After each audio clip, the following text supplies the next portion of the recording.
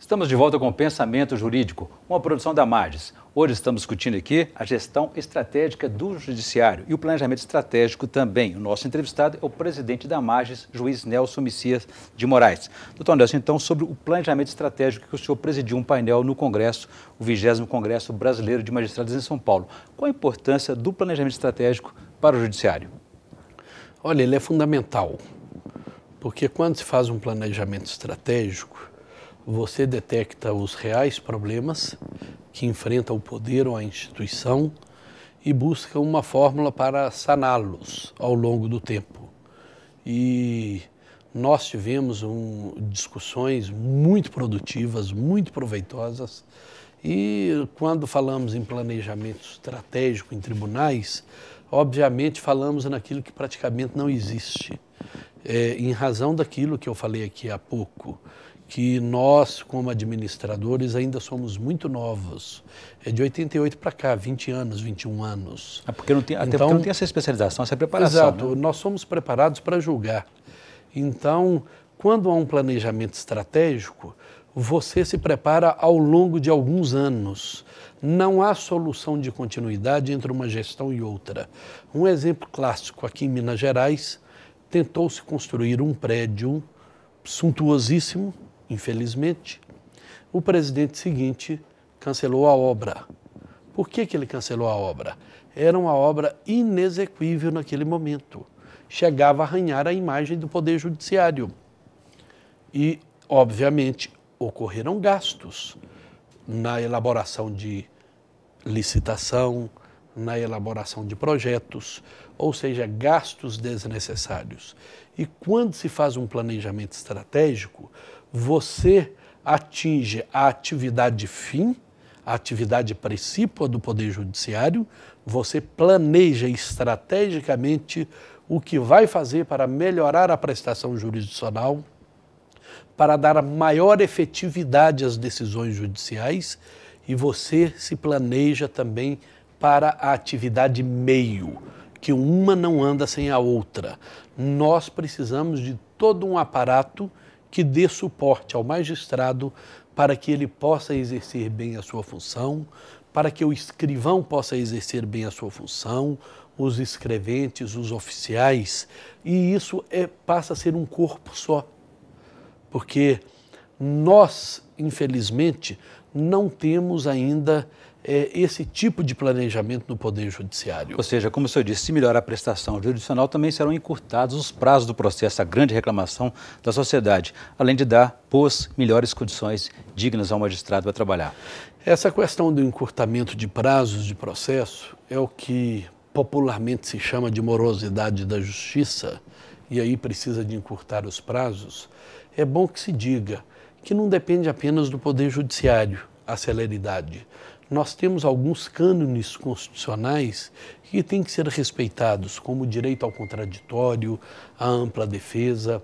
O processo não se transige em relação ao processo, é uma norma com a qual não se transige, você não pode suprimir fases de processo, senão você gera nulidades, porque isso afeta o direito ao contraditório, afeta o direito à ampla defesa, mas é possível sim um legislador reduzir os recursos e reduzir aqueles recursos procrastinatórios, que não interfira no direito de acesso à justiça e o acesso amplo. Quando eu falo amplo, é em primeiro, segundo grau e nas outras instâncias, STJ e STF.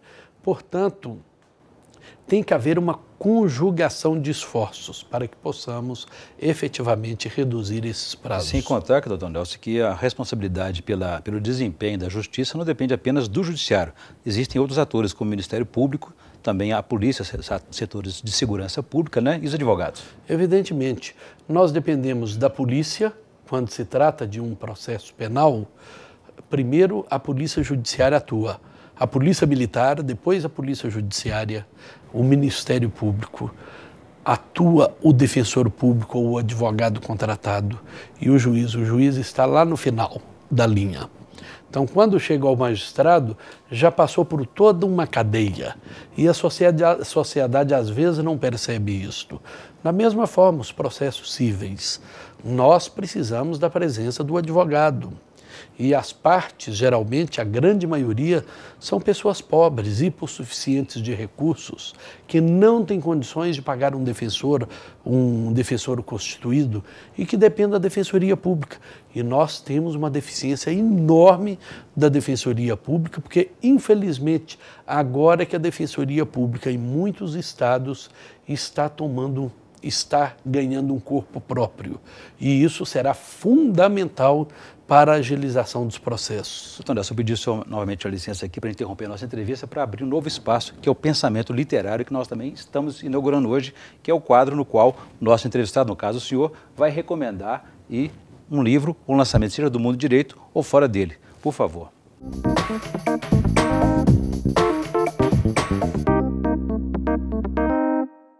Eu sugiro Memórias do Brasil Grande.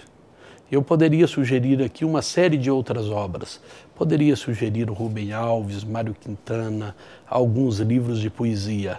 Mas eu gosto muito desse tipo de literatura que mostra os grandes vultos da nossa história e pessoas empreendedoras. Este livro, ele relata a construção de Brasília e de algumas grandes obras que deram ao Brasil uma infraestrutura para se tornar um país grande e de primeiro mundo. Portanto, a história ela tem que fazer parte da vida de todo cidadão e principalmente do magistrado, que tem o dever de julgar aqueles casos que vêm à sua apreciação e que envolve pessoas das mais diversas matizes. Portanto, é um livro que eu sugiro, que foi publicado pela editora Saraiva. É um livro leve e tranquilo de ser lido. Boa indicação, doutor Nelson. Isso mostra que o Brasil está em permanente construção até da sua própria democracia. Bom, eu conversei aqui com o presidente da Mages, juiz Nelson Messias de Moraes. Falamos aí sobre a gestão democrática do Poder Judiciário e do planejamento estratégico, a importância desse novo modelo para a magistratura e para o Judiciário. Doutor Nelson, obrigado pela entrevista, foi um prazer recebê-lo aqui. Eu é quem agradeço e parabéns pelo novo cenário e pelo novo formato do programa. Muito obrigado. Bom, nós vamos ficar por aqui. Se você quiser participar do Pensamento Jurídico, escreva para o pensamento@amages.com.br. pensamento@amages.com.br. Eu espero você. Obrigado e até a próxima.